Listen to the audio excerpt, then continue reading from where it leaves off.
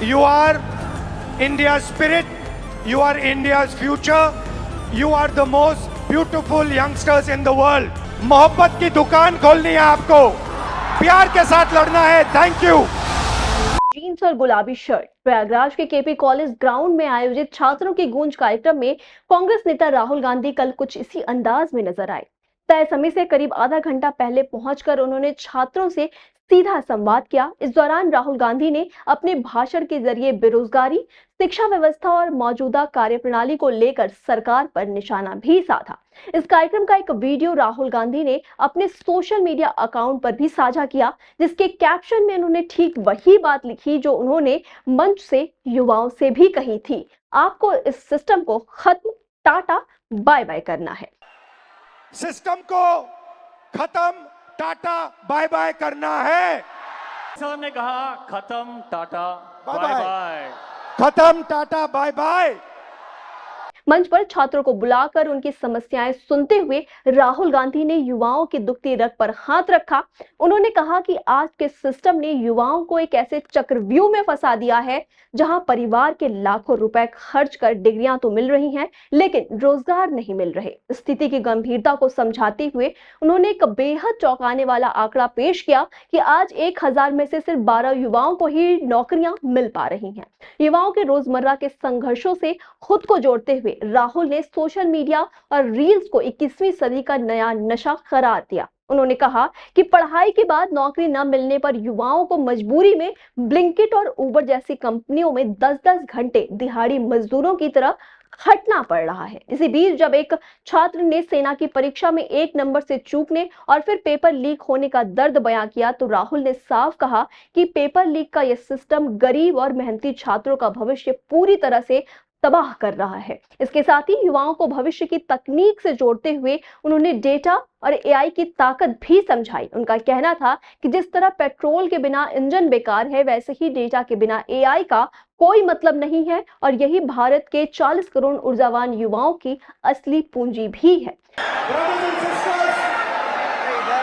Media में AI की बात होती है. Everybody speaks about AI. But I want to make one thing very clear. And ये आपको समझना चाहिए. आपके डेटा के बिना AI का कोई मतलब नहीं है. अगर AI बनता है तो आपके डेटा के बेसिस पे बनता है. सियासी हलचलों और तीखे हमलों के बीच राहुल गांधी का ये दौरा बेहद भावुक स्मृतियों का गवाह भी बना. स्वराज भवन पहुंचकर राहुल गांधी कुछ पल के लिए अपनी दादी और पूर्व प्रधानमंत्री इंदिरा गांधी के कमरे के बाहर रुके और उसे एकटक चुपचाप निहारते रहे. इस दौरान उनकी बहन प्रियंका गांधी की बेटी मिराया वाड्रा भी उनके साथ मौजूद थी, जिन्होंने गांधी परिवार की 3 पीढ़ियों पंडित नेहरू, इंदिरा गांधी और राजीव गांधी की विरासत और स्मृतियों को करीब से महसूस किया. स्वराज भवन के विशेष स्वीट में ठहरे राहुल गांधी के लिए उनके तय मेन्यू के अनुसार खास शाकाहारी भोजन की व्यवस्था भी की गई थी. हालांकि इस कार्यक्रम को सफल बनाने में कई अड़चनें भी आई थी. पहले कार्यक्रम की अनुमति को लेकर हुआ विवाद, फिर शुक्रवार रात की तेज बारिश और केपी कॉलेज ग्राउंड में भरा पानी आयोजकों के लिए बड़ी चुनौती बना रहा. इसके बावजूद कार्यक्रम हुआ और युवाओं का जोश बरकरार था. ये शहर मेरी फैमिली का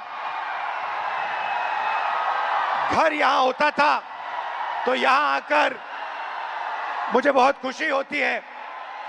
ये नॉलेज का सेंटर भी हुआ करता था.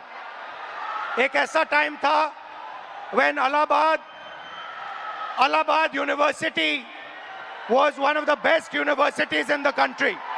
अगर इस पूरे दौरे के सियासी और चुनावी मायनों को डिकोड किया जाए तो राहुल गांधी का ये कदम एक बेहद सधी हुई रणनीति का हिस्सा नजर आता है.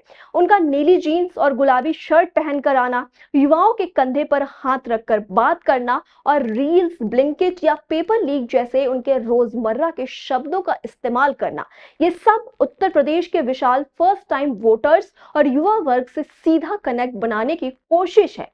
कांग्रेस ये बखूबी जानती है कि यूपी की सियासी सत्ता का रास्ता युवाओं के समर्थन से ही होकर गुजरता है. राहुल गांधी युवाओं को यह स्पष्ट संदेश देना चाहते हैं कि उन्हें इस मौजूदा सिस्टम को खत्म, टाटा बाय बाय कहना होगा और अपने हक के लिए खड़ा होना होगा। ये सिर्फ एक छात्र संवाद नहीं था, बल्कि उत्तर प्रदेश जैसे सबसे बड़े सूबे में रोजगार और पेपर लीक के ज्वलंत मुद्दों को ढाल बनाकर युवाओं के जरिए आगामी चुनाव के लिए एक मजबूत सियासी जमीन तैयार करने की एक बड़ी कवायद थी। तमाम खबरों के लिए आप जुड़े रहिए आई इंडिया के साथ। मुझे दीजिए इजाजत। मैं थी आपके साथ प्रज्ञा वैदेही। नमस्कार।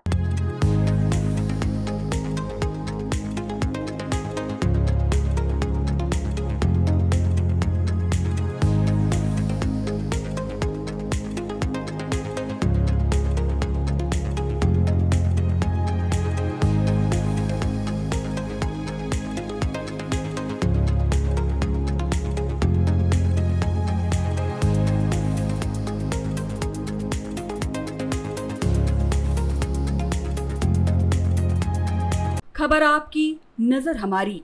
देखते रहिए आई इंडिया।